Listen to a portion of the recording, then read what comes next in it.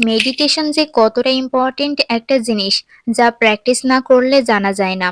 এর মাধ্যমে খুব সহজেই আপনি নিজেকে খুঁজে নিতে পারবেন।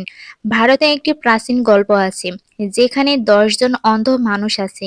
তারা একটি নদী পাড়ি দিবে, কিন্তু সেই নদীতে স্রোতের বেগ প্রচুর। তারা যেতে সাহস পাচ্ছিল না। তাই তারা সিদ্ধান্ত নেয় তারা একে অপরের হাত ধরে অপর প্রান্তে পৌঁছাবে। শেষ পর্যন্ত তারা অপর প্রান্তে গিয়ে পৌঁছালো, কিন্তু তারা তো দেখতে পায় না। তাই তারা বলল, এখন তাদের গণনা করার প্রয়োজন। তারা গণনা করে দেখে তাদের মধ্যে থেকে একজন নেই। তারা বারবার গণনা করে দেখল, কিন্তু প্রতিবারই তাদের মধ্য থেকে একজন কম হলো। প্রতিবার গণনা করেও ৯ জন এসেই দাঁড়ালো। নদীর পাড়ে একজন মানুষ বসেছিল, আর এদের দেখে সে হাসতে লাগলো, বলল, কি মজার কাণ্ড।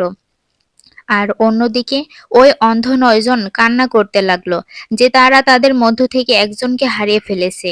তারপর নদীর পাড়ে যে মানুষটি বসেছিল সে এগিয়ে এসে এদের জিজ্ঞাসা করলো যে তোমাদের কি হয়েছে, কান্না করছো কেন?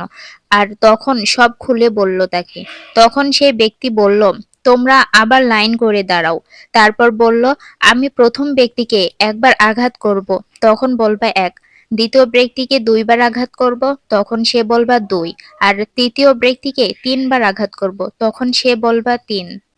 এভাবে সিরিয়াল চলতে থাকবে। এরপর অদ্ভুত একটা কাণ্ড ঘটল। ১০ম ব্যক্তিকে পাওয়া গেল। তারপর সবাই তাকে ধন্যবাদ জানালো।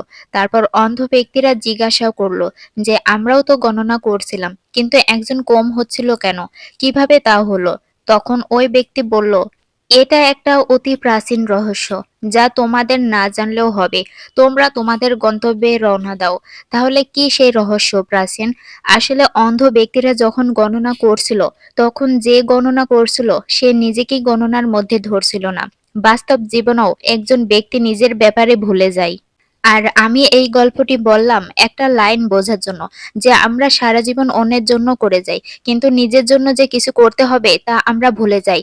তাই মেডিটেশন হলো প্রথম বলতে বোঝায়, যা নিজেকে প্রথমে রেখে তারপরে অন্য কিছু।